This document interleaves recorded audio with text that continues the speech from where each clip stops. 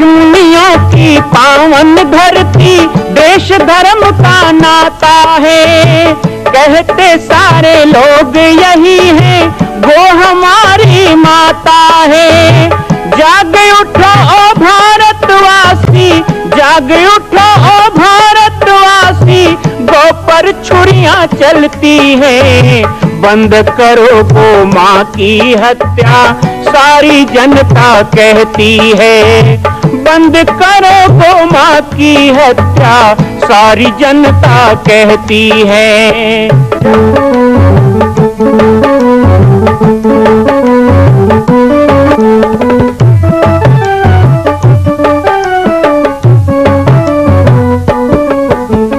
जगह जगह पर बूचड़ खाना, लाखों गौएं कटती हैं। किसे सुनाए व्यथा हमारी, नैना नीर बहाती है। रक्षा करना गौ माता की, रक्षा करना गौ माता की, गीता ज्ञान सिखाती है। बंद करो गौ माँ की हत्या, सारी जनता कहती है। बंद करो गौ माँ की हत्या, सारी जनता कहती है। जय श्री राम, जय गौ माता, जय गोपाल। स्वागत है आप सभी का भारत के हृदय स्थल छत्तीसगढ़ प्रांत में मां कौशल्या धाम जिला बालोद में विगत 18 वर्षों से बन रहे इस विशाल दिव्य भव्य मंदिर का निर्माण। विश्व के अंदर भगवान राम के लाखों मंदिर हैं। अब अयोध्या में भी रामलला विराजित हो चुके हैं, लेकिन छत्तीसगढ़ की बेटी मां कौशल्या जो राम की माता है, उनका एक भी मंदिर पूरे विश्व में नहीं। इसीलिए यह विशाल तीर्थ का निर्माण विगत वर्षों से चल रहा है बालोद जिला छत्तीसगढ़ में। 25 करोड़ की लागत से बनने वाला 108 फीट ऊंचा, 65 फीट चौड़ाई और 136 फीट लंबाई का राजस्थान के ठोस पत्थरों से बनने वाला यह मंदिर हजारों वर्ष तक भारत में 5वें धाम कौशल्या धाम के रूप में स्थापित रहेगा। 3 तल के इस मंदिर में प्रथम तल पर भगवान शिव, मध्य तल में गोद में रामलला को लेकर स्वर्ण सिंहासन में मां भगवती कौशल्या विराजित होंगी और तीसरे तल पर पंचमुखी हनुमान। इसके अलावा सामाजिक समरसता को समर्पित यह मंदिर सनातन हिंदू धर्म के समस्त देवी देवताओं महापुरुषों की मूर्तियों से सुसज्जित होगा। आप सब एक एक मूर्ति का संकल्प भी इस मंदिर के लिए कर सकते हैं। ध्यान रखिएगा, यह अवसर बार बार नहीं मिलेगा, क्योंकि 2026 में मां कौशल्या का दिव्य भव्य धाम स्थापित हो जाएगा। मां कौशल्या विराजित हो जाएगी। एक बार पुनः आप सबको निवेदन करूंगा, आइए, जुड़िए और सबको जोड़िए इस विशाल तीर्थ के निर्माण में। मैं राम बालक दास महात्यागी आप सभी को आह्वान करता हूं, संपूर्ण प्रदेश एवं देशवासियों को, कि जिस तरह रामलला के दिव्य भव्य मंदिर के लिए आप सब ने मुक्त हस्त से दान दिया है, इसी तरह मां कौशल्या के एकमात्र विश्व के प्रथम धाम के निर्माण में आप सभी मुक्त हस्त से दान दें। यह दान 3 आहुति के रूप में लिया जा रहा है। हम 1100, 1700, 5100, 11,000, 21,000, 1 लाख, उससे भी अधिक जो भी राशि करना चाहें 2025 और 26 के अंतर्गत 3 बार देने का संकल्प लें। जय श्री राम, जय गौ माता, जय गोपाल। स्वागत है आप सभी का बाबा जी की पाती कार्यक्रम में। मां कौशल्या की पावन जन्मभूमि निर्माण स्थल पाटेश्वर धाम से मैं राम बालक दास महात्यागी आप सभी के साथ आज बाबा जी की पाती में हम कुछ अपने बचपन की यादें आपके साथ बांट रहे हैं। वैसे भी बचपन की यादें कार्यक्रम को आज लगातार 55 से भी अधिक दिन हो गए हैं।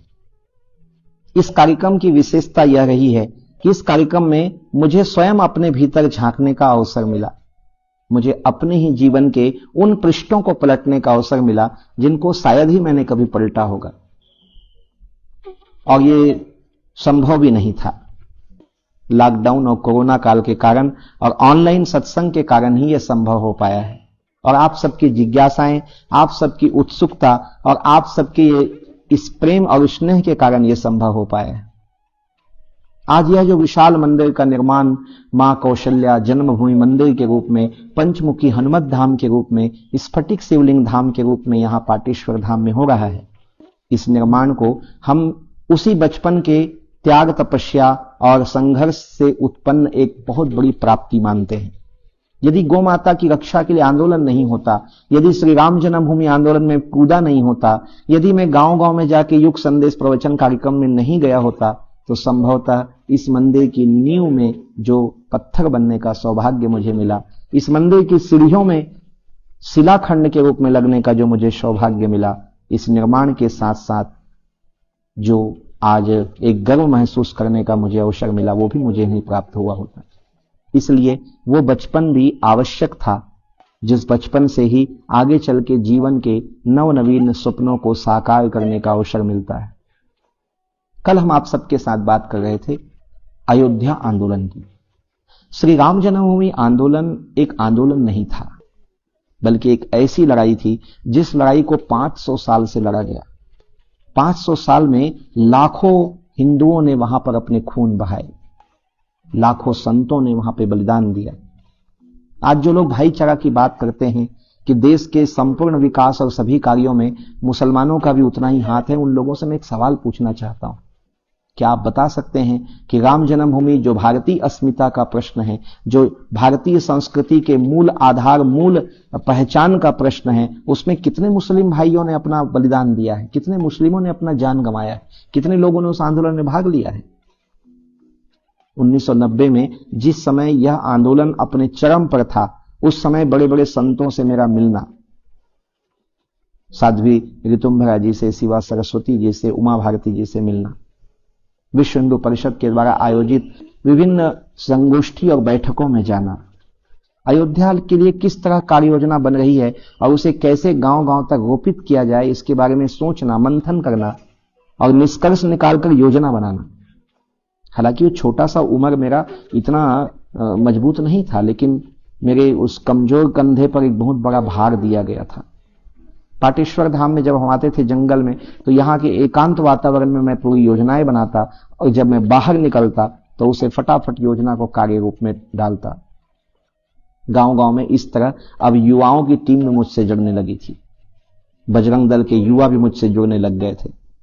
आज भी बजरंग दल के वो कार्यकर्ता, विश्व हिंदू परिषद के कार्यकर्ता जो अब बहुत उम्र के हो चुके हैं, लेकिन उनको वो बचपन याद है जो उन्होंने मेरे साथ बिताया है। बच्चा बच्चा राम का, जन्मभूमि के काम का, ये नारा लगता था। तब हमने बिल्कुल नहीं सोचा था कि जिस मॉडल का मंदिर अयोध्या में श्री राम जन्मभूमि मंदिर के रूप में बनना है और जिसके लिए हम आंदोलन कर रहे हैं, वही मॉडल का मंदिर हमारे छत्तीसगढ़ में पाटेश्वर धाम में मां कौशल्या जन्मभूमि मंदिर के रूप में बनेगा। लेकिन अब यह हमारा सौभाग्य है कि इस मंदिर का निर्माण यहां पर भी हो रहा है। मैं आप सभी को वो कारुणिक दृश्य भी बताने वाला हूं जो अयोध्या में मैंने अपने आंखों से देखा है। तो आइए शुरुआत करते हैं कि किस तरह अयोध्या कूच करने की तैयारी हम लोगों की छत्तीसगढ़ से हुई। इस आंदोलन की भूमिका में एक ऐसा जज्बा था, एक ऐसा जुनून था, सबके मन में एक ऐसा जोश था, राम काज करने का अवसर मिल गया। हम लोग आजादी की लड़ाई को सुनते थे कि आजादी की लड़ाई भारत में हुई, देश की स्वतंत्रता के लिए लोगों ने बलिदान दिया, रैलियां निकाली, जुलूस निकाले, सभाएं की, गुपचुप बैठकें की। वो सब हम सुनते थे, सोचते भी थे कि शायद उस समय हम होते तो हम भी इस देश के लिए कुछ करते, उस आजादी की लड़ाई में हमारा भी नाम होता। लेकिन बहुत सही बात है, वो अवसर हमें मिला। अब लगता था कि श्री राम जन्मभूमि आंदोलन एक धार्मिक स्वतंत्रता की लड़ाई है और इस धार्मिक स्वतंत्रता की लड़ाई में हमको भी हिस्सा लेने का अवसर मिल रहा है, तो जरूर कहीं ना कहीं हमारे मन की जो वो टीस है कि आजादी की लड़ाई में हम शामिल नहीं हो पाए, वो दूर होगी। सबसे पहले योजना बनी कि हम ट्रेन से अयोध्या जाएंगे, लेकिन ट्रेन रास्ते में इतनी रुकावटें पहले से ही, 1 महीना पहले से सरकार ने डाल रखी थी। जगह जगह से सुनाई आता था, कानपुर से और पत्र निवारणपुर बिहार, रांची से हमारे ईश्वर वाधवानी जी मुझसे जुड़े हुए थे। वो पल पल की खबर अयोध्या की मुझे बता रहे थे। इसी तरह अयोध्या से जीवेश्वर मिश्र जी भी हमारे संपर्क में थे, वो भी बता रहे थे कि यहां पे ऐसे ऐसे रोक टोक की जा रही है। पता चल रहा था कि फैजाबाद से ही लोगों को उठा के जेल में डाला जा रहा है। उत्तर प्रदेश के बहुत सारे शहर के जेलों को सुरक्षित कर लिया गया था और कई स्कूल कॉलेजों को भी जेल में तब्दील कर दिया गया था।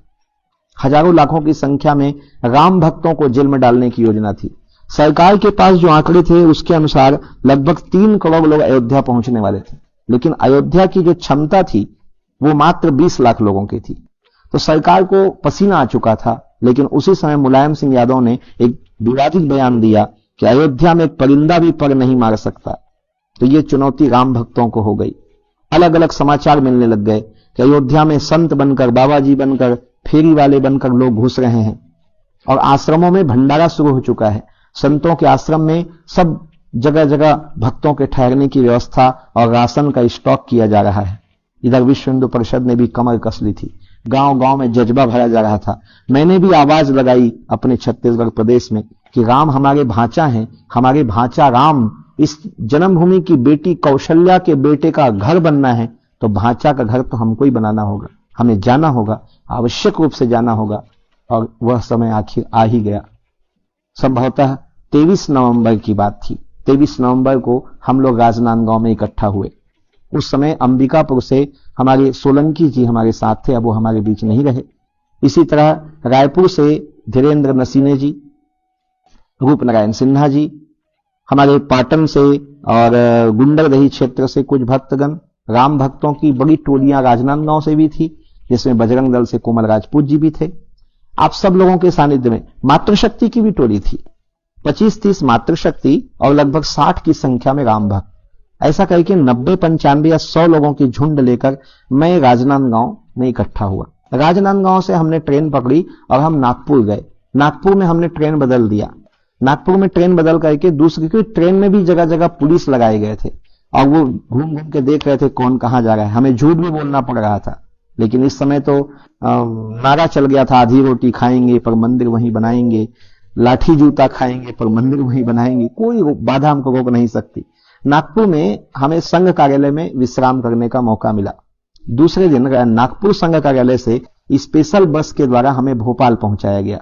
भोपाल से फिर दूसरी ट्रेन हमारी थी, जो लोकल ट्रेन थी, मतलब कोई एक्सप्रेस वगैरह नहीं था, सीधी ट्रेन नहीं थी। और भोपाल से फिर हम आगे मध्य प्रदेश के बॉर्डर को पार करके वहां पहुंचे।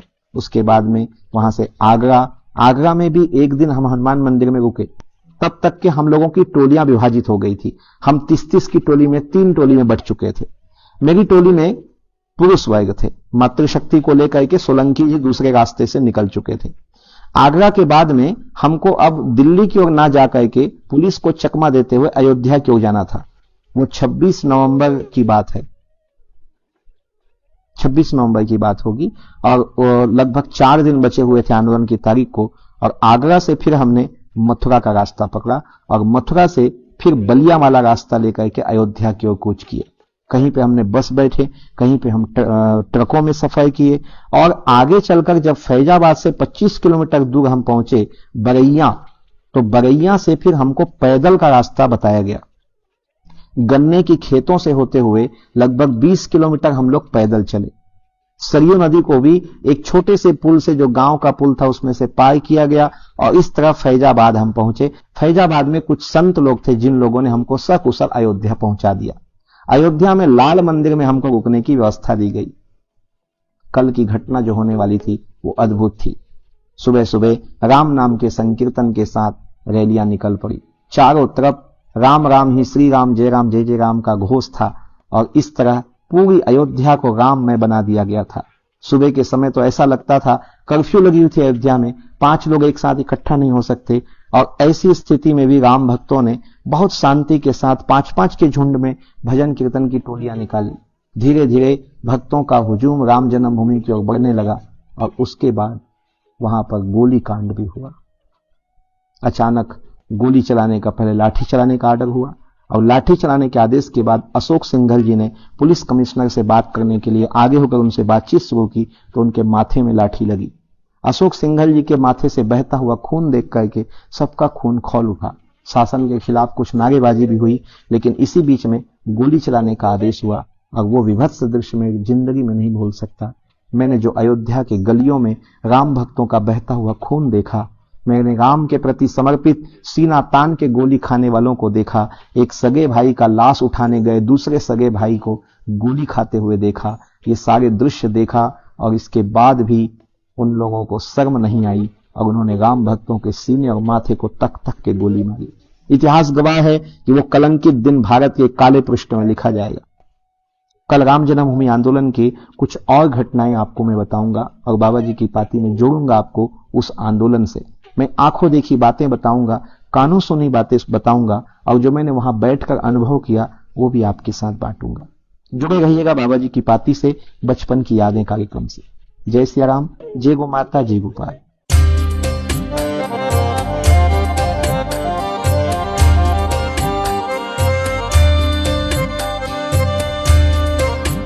मां कौशल्या के धाम का निर्माण प्रारंभ हो चुका है, अब 2026 में पूर्ण होने वाला है। अरे अंगद हनुमान नहीं तो गिलहरी तो बनिए। एक छोटा सा संकल्प आप अपने मां भगवती के लिए नहीं कर सकते हैं? यदि आप राम भक्त हैं तो मैं चाहूंगा कि मां कौशल्या के धाम के निर्माण के लिए आप अपने जीवन का एक अंश जरूर समर्पित करें। आइए हमारे नीचे चल रहे व्हाट्सएप नंबर और अकाउंट डिटेल पर संपर्क करके अपने जीवन का एक अंश लगाकर आप भी पुण्य के भागी बने। मैं राम बालक दास महात्यागी, मां कौशल्या धाम, जिला बालोद, छत्तीसगढ़ से। मां कौशल्या की पावन जन्मभूमि छत्तीसगढ़ प्रांत में बालोद जिला में स्थित है श्री सर्वसिद्ध शक्तिपीठ जामड़ी पाटेश्वर धाम। परम पूज्य सद्गुरुदेव राजयोगी बाबा जी की तपस्थली श्री पाटेश्वर धाम और विश्व के अद्वितीय मां कौशल्या जन्मभूमि मंदिर निर्माण का दर्शन करने और इसी प्रकार समसामयिक विषयों पर अपना ज्ञान वर्धन करने के लिए और 10,000 गायों के लिए बनने वाले श्री हनुमान नंदीशाला गो अभ्यारण्य का समाचार प्राप्त करने के लिए आप सभी देखते रहें YouTube चैनल पर और हमारे चैनल को आप सभी सब्सक्राइब करें, घंटी का बटन दबाएं ताकि आप सूचनाओं से जुड़े रह सकें। जय श्री राम, जय गो माता, जय गोपाल।